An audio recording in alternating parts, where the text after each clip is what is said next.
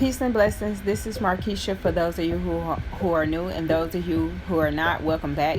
In this video, I'm going to show how I make vegan crabless cakes using heart of palm. And I'm using 4 cans of heart of palm. And I'm not going to show you guys, but I'm going to start by sauteing some red onions, peppers, thyme, dill, fresh garlic in a pan. I'm going to saute it down in some grapeseed oil on the side. When you take the heart of palm out of the can, they look like this, and I rinse them off in a strainer just to get that brine off of there.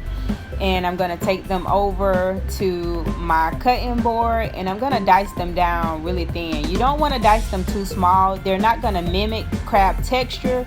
We're really going for the flavors here, and that's pretty much what I'm doing. And once I get it all diced down like I want, I add it to a bowl.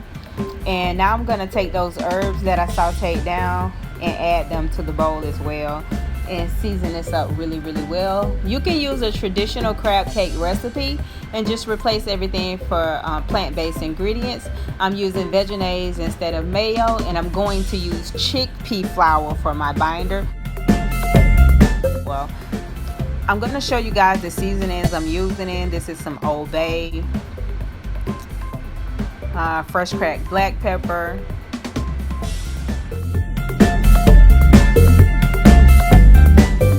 Himalayan pink salt,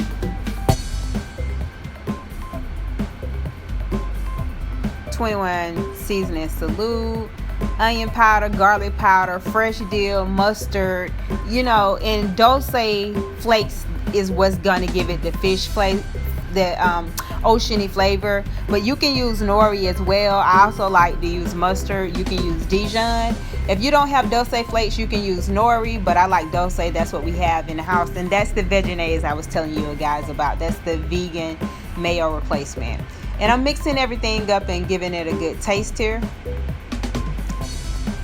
And once and I'm mashing it out, just, I'm trying to make it look like crab. That's what I'm going for, you guys. And I'm just showing you, giving you a close-up of what it all looks like now that everything's done.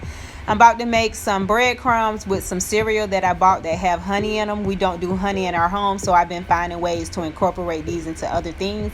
I'm using an attachment on the blender, and I'm going to grind them down. I'm going to make enough to add to my mixture, and I'm going to set some aside to roll them in after I patty them out as well. And this is what they pretty much end up looking like. You want to make, before you add this, you want to make sure your seasonings are on point, because the breadcrumbs can distort the taste. And now I'm going to add in that chickpea binder. The chickpea flour definitely distorts the taste, so you always want to add this last whenever you're using it as a binder. And I'm just going to make sure everything's mixed up, and I'm going to be going back and forth between the homemade breadcrumb mix and the chickpea flour. I'm just getting it to a consistency where it's going to be a ball, and I've been doing this so long I just eyeball it. You can always add more, but you can't take away. So this is my way of figuring it out. But if you use an egg replacement, you will be spot on. This is just me using what we have in the house, because once you get this done, you want to form them into patty. And now I'm pretty happy with the consistency, because I got me a nice form ball.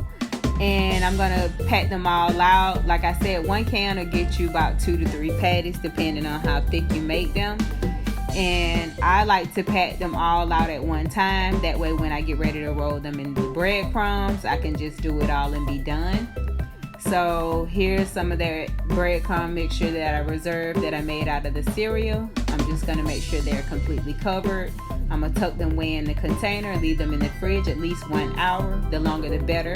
I'm frying in grapeseed oil, and you want to watch this because breadcrumbs brown pretty quick. And I flip them maybe about twice. You don't want to play with them too much. You don't want them to fall apart. I drained them on a paper towel. We had them over salads. We had them on sandwiches. You can do whatever you want with them. And that was one that wasn't covered in the breadcrumbs, just to show you what it looks like. This is what it looks like on the inside. If you try it out, let me know. I also made us a little aioli sauce using that Vegenaise and some dill on the side. I send you peace, love, and light on your journey. Peace.